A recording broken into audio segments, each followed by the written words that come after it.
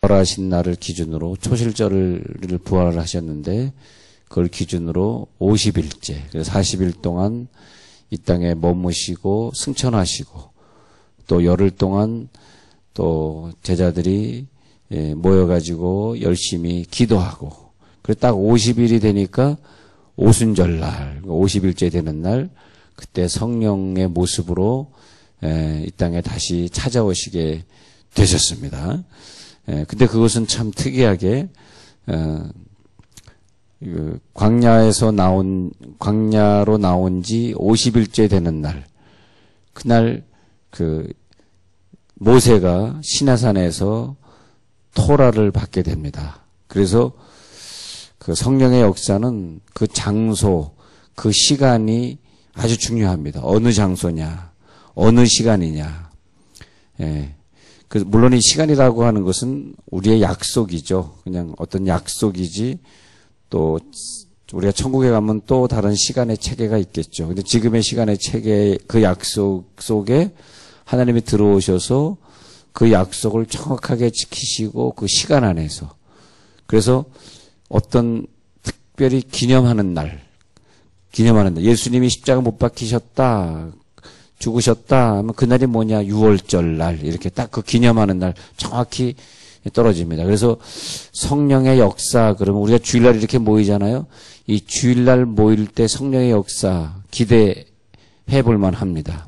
또 부흥회, 성령의 역사 기도회 뭐 이런 게 상당히 중요합니다. 왜냐하면 그 모였을 때 그 시간에, 근데 혼자서 집에 이렇게 있다가 막 성령의 불 받았다, 뭐 그럴 수도 있겠죠. 뭐 사도 바울 같이 다메섹이라고 하는 곳으로 가면서 예수 믿는 사람들을 잡아 죽이려 하는 그 현장에 성령의 불이 떨어져 가지고 눈이 멀게 돼 가지고 3일 만에 눈이 떠지고 자기가 변화되어서 주의를 하게 되었다.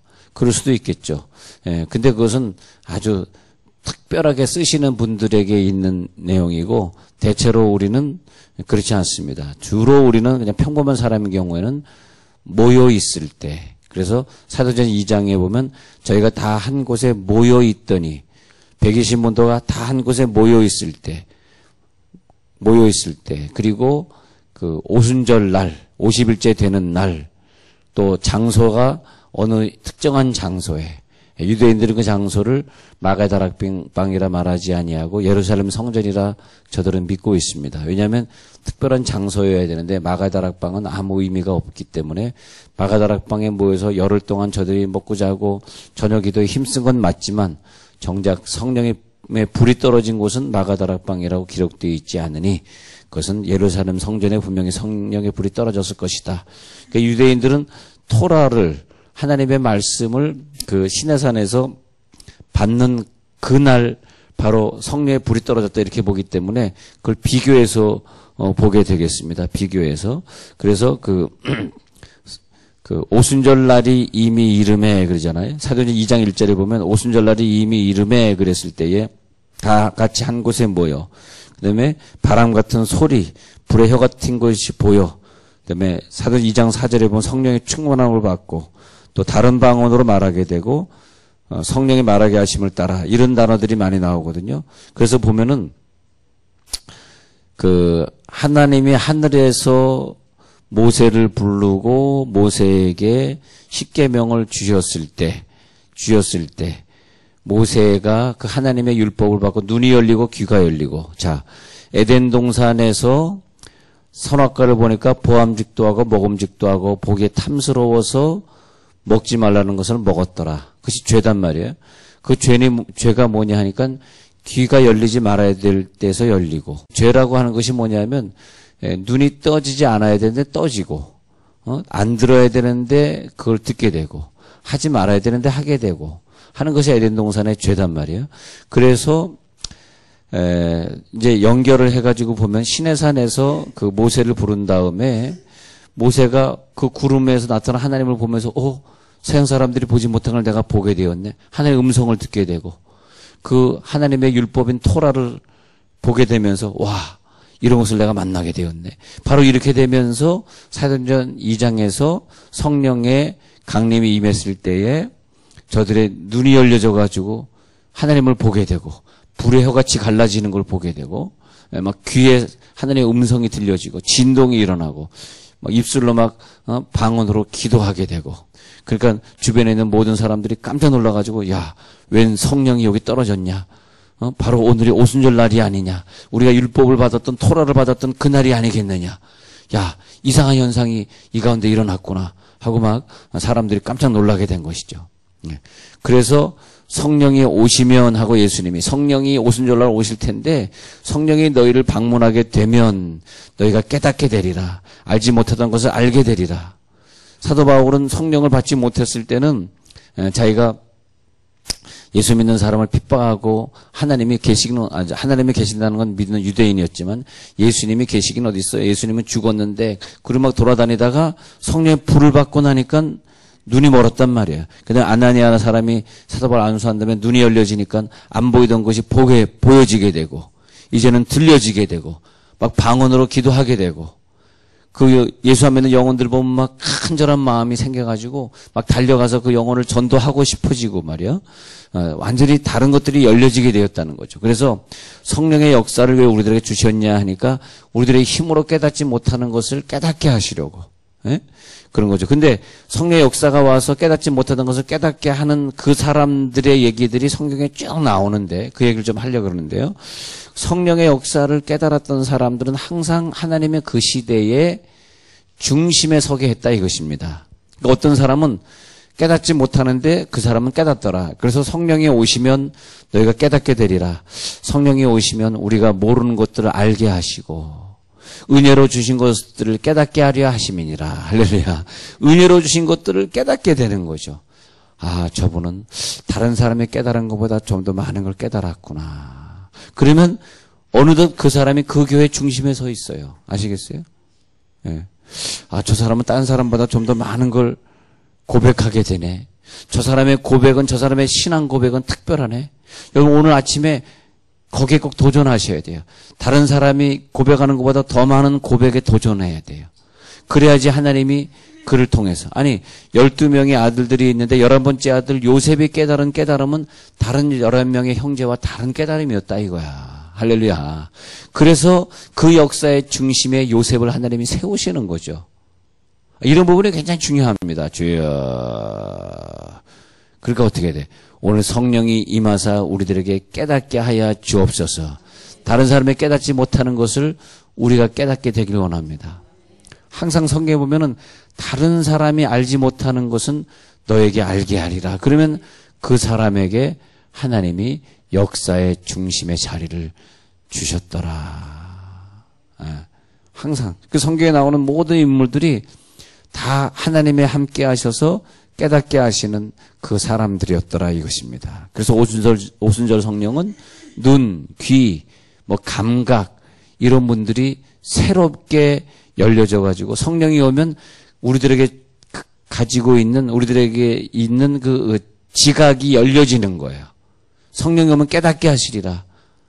열려진단 말이에요. 열려지기 때문에 열려진 사람들에게 하나님이 이 세상에서 누리지 못하는 어떤 힘을 주시고 물질도 주시고 여러분 성령이 깨닫지 않는 가운데서 열심히 일을 해서 우리가 얼마나 많은 일을 하다 갈까? 얼마나 많은 돈을 벌어볼까? 얼마나 이 지나가는 아까운 세월을 얼마나 아끼고 살 수 있을까? 한번 해보십시오. 또 아까운 세월 또 하나의 10년을 한번 어떻게 한번 보내보십시오. 성령이 역사하지 않는데 내 힘으로 얼마나 많은 노력하면 그것이 될까? 성령이 역사하지 않는데 어떻게 우리가 이 교통사고에서 우리가 저 달려오던 차가 차선을 넘어서 내 차를 충돌하지 않을 것이라는 믿음이 얼마나 나를 지켜낼 수 있을까? 한번 생각해 보시기 바랍니다. 자, 그래서 예를 들어서 오늘 열왕기 하에 보면 이런 내용이 나오는데, 열왕기하 5장에 가서 이제 그 나만 장군이 문둥병이 들었단 말이에요. 문둥병이 들었는데, 이제 엘리사에게 와가지고 병을 고치려고 했단 말이에요. 근데 네 살이 회복되게 될 거야라고 열왕기하 5장 10절에서 엘리사가 말하면서 그렇게 될 거야. 언제? 요단강에 가서 몸을 7번 씻으면. 자, 우리들에게 다 오늘 아침에도 다 똑같이 어떤 음성이 들려지고 있습니다. 비슷하게 들려지고 있어요. 어떤 사람이 어떤 현상을 만나는데 다 비슷하게 만나지고 있습니다. 우리들에게 필요한 것은 성령이 강하게 역사해서 우리들의 영적 지각이 활발하게 활동을 하면서 옆 사람이 깨닫는 것보다 더 높은 수준으로 깨닫는 것이 상당히 중요한데, 나만의 깨달음을 이때 보면은 기분 나쁜 거예요. 분노했어요. 12절에.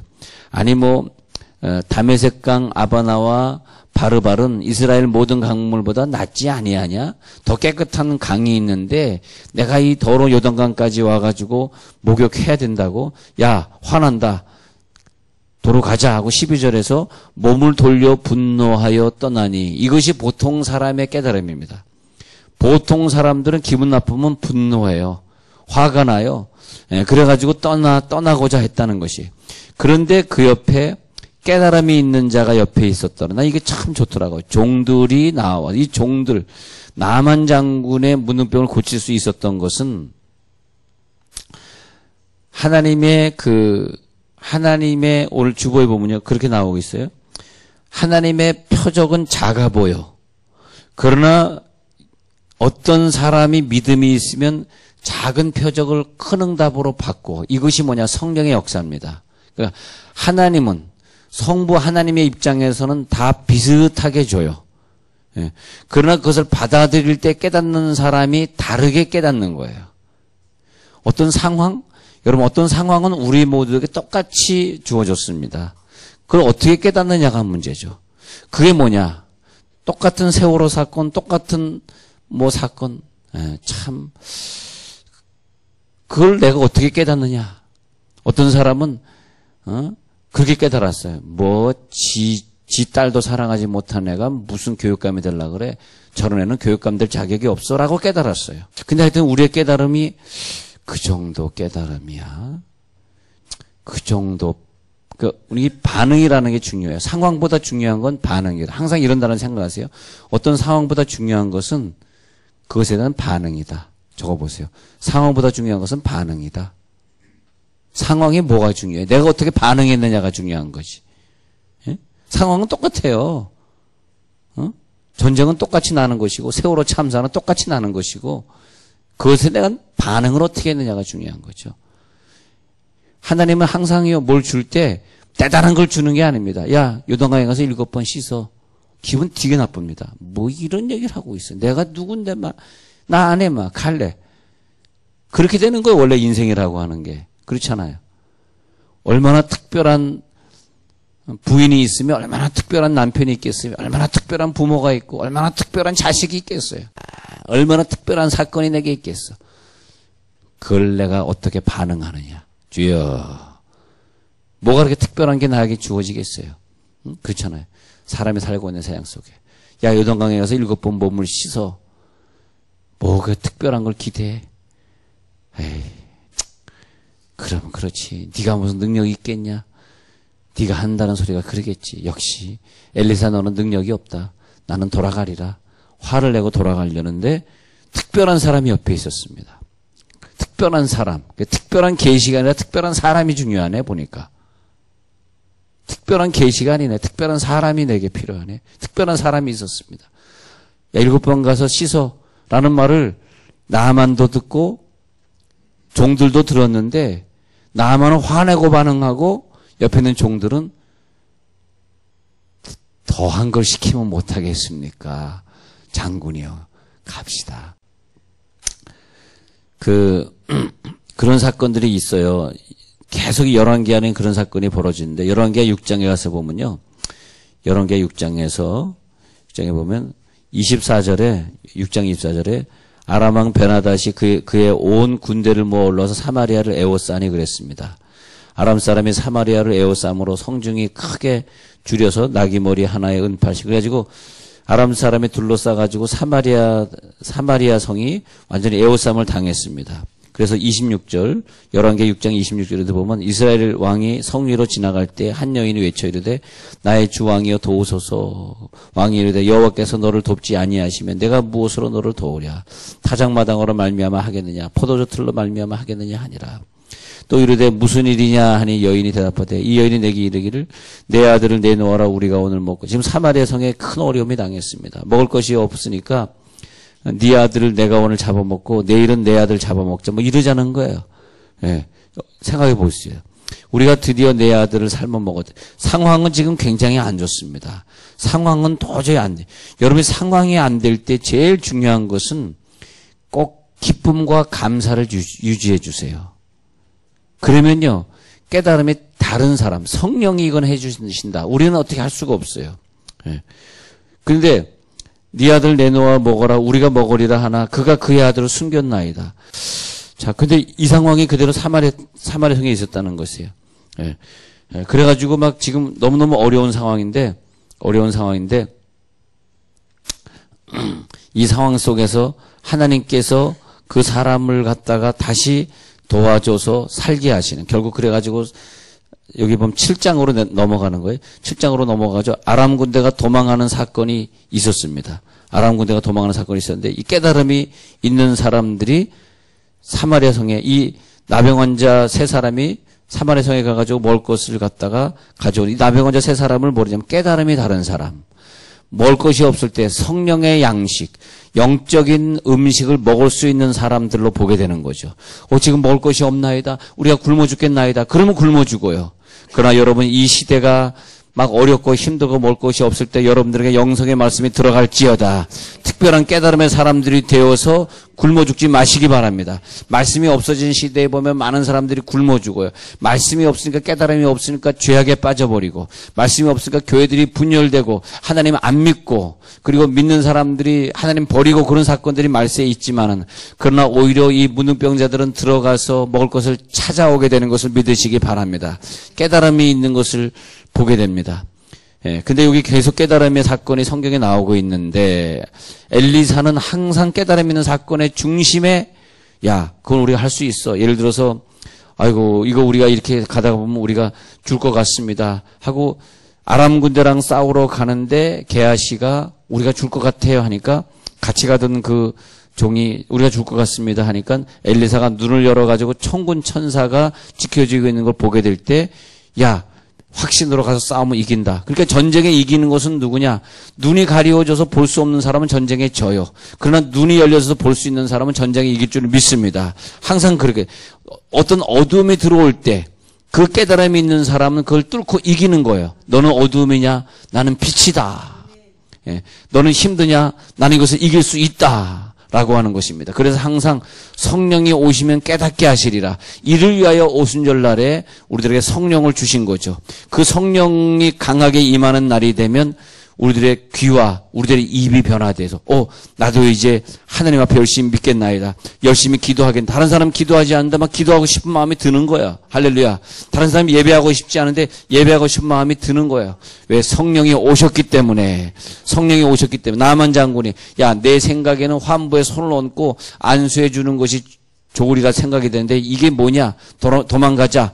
도로 가자. 그러나 여기 있는 사람이, 깨달음 있는 사람이 아닙니다. 하십시다. 그랬을 때 7번의 과정을 거치면서 그의 살이 조금씩 완전히 하얗게 돼가지고 어린아이 살처럼 되더라. 여러분, 깨달음은 우리들의 삶을 고치고 병을 고치고 우리들 삶에 변화를 주는 건데, 사탄이 우리 깨달음을 갖다가 자꾸 잡아먹고 있는 거예요. 우리가 깨달음을 가지려고 그럴 때, 야, 그 깨달음이 뭔 필요 있냐 하면 사탄이 자꾸 우리를 갖다가 엉뚱한 곳으로 끌고 가는 거예요. 그래서 마귀는 뭐냐면 하늘에서 들려주는 음성을 듣지 못하게 귀를 막는 게 마귀 역할이고, 또 우리들이 기도하려고 하는 입을 막는 게 마귀 역할이고, 선악과를 보되 하나님의 역사를 보지 못하게 하는 것이, 우리 눈을 멀게 하는 것이 마귀 역할이고, 그러나 하나님께서 우리들의 모든 죄악을 제하시는 이 아침이 되는 오순절 성령 강림주일이 되길 간절히 바랍니다. 우리가 성령 강하게 역사하면 천사가 우리를 도와주게 돼가지고 보지 못하던 것을 보게 만드는 거죠.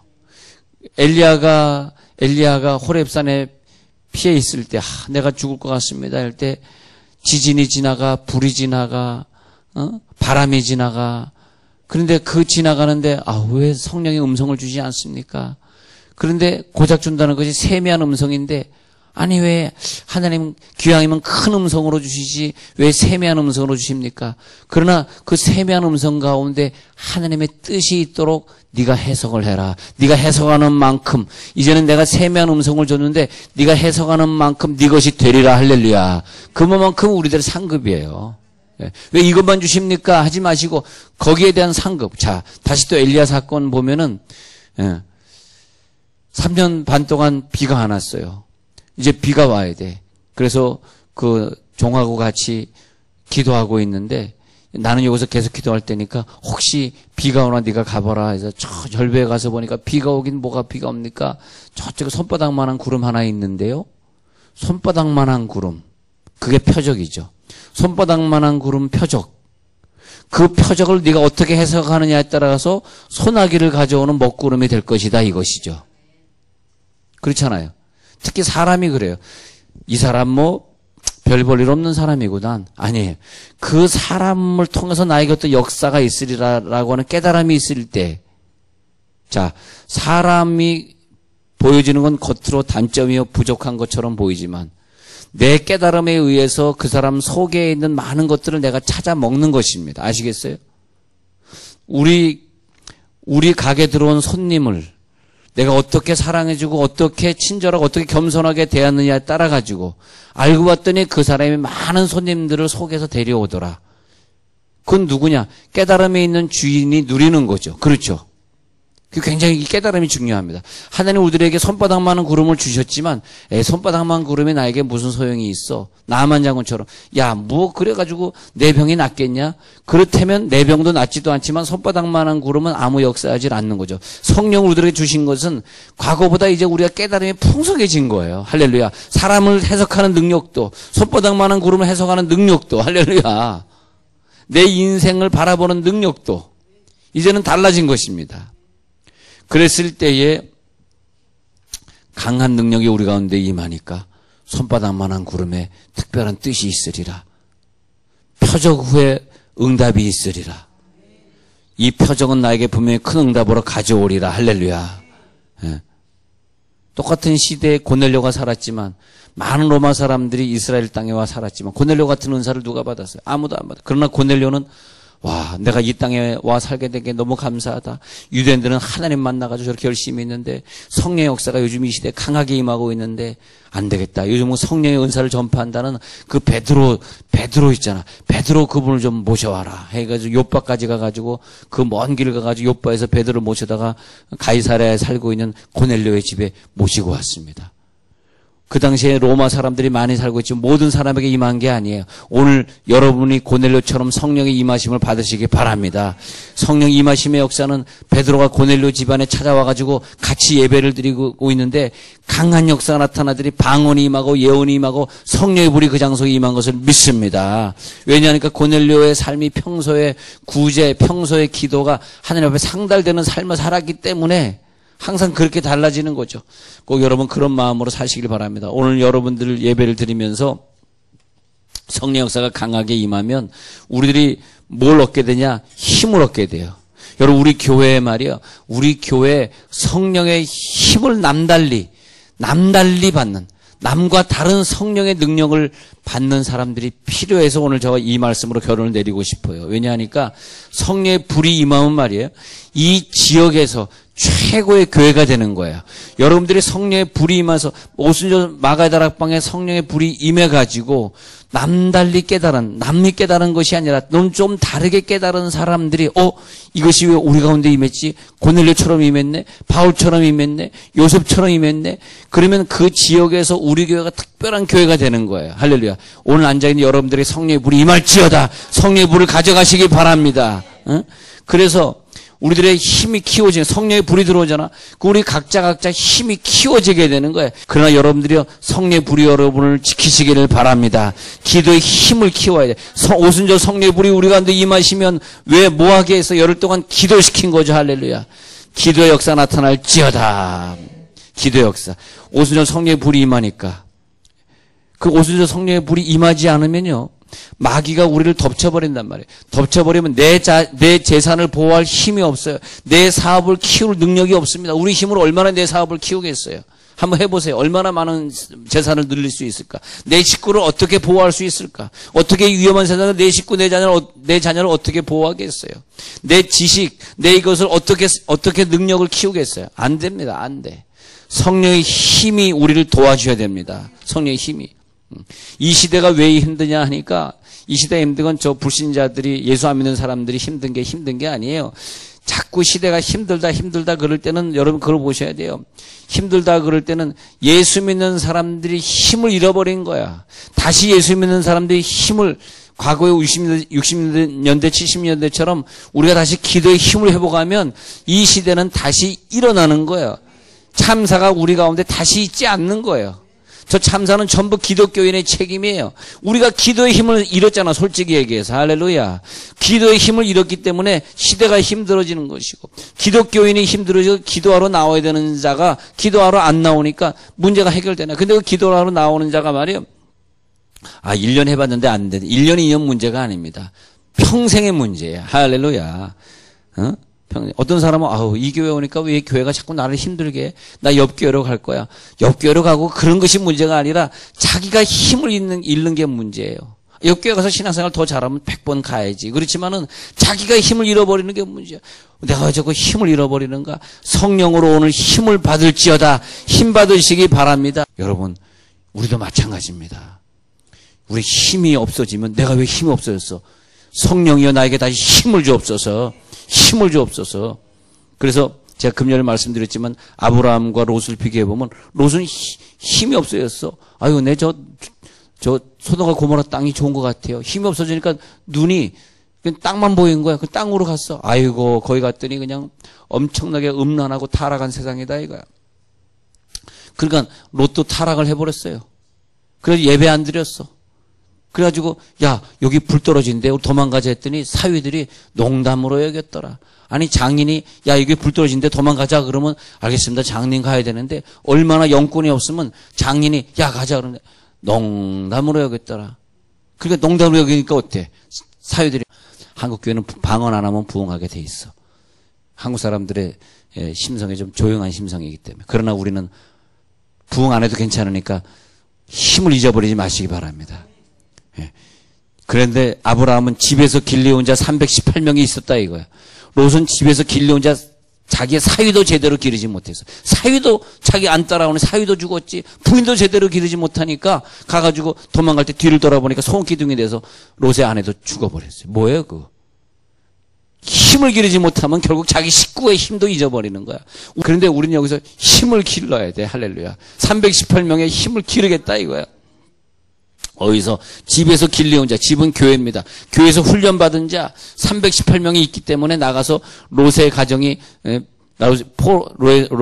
체포당해가지고 포로로 끌려가고 재산을 다 몰수당해가지고 연합군들이 다 가져갔을 때 가가지고 전부 다 찾아오는 능력은 아브라함 가정이 있었습니다. 역사의 중심 속에 서시기 바랍니다. 오늘 나아만 장군이 그 말을 듣고 다시 가가지고 7번 몸을 씻었더니 어린아이 살처럼 하얘지는 역사. 여러분, 이것은 뭐냐? 성령의 역사입니다. 성령의 역사가 오늘도 강하게 나타나길 바랍니다. 훈련된 자를 하나님 오늘도 쓰실 것입니다. 오순절에 성령의 불이 다시 임할지어다.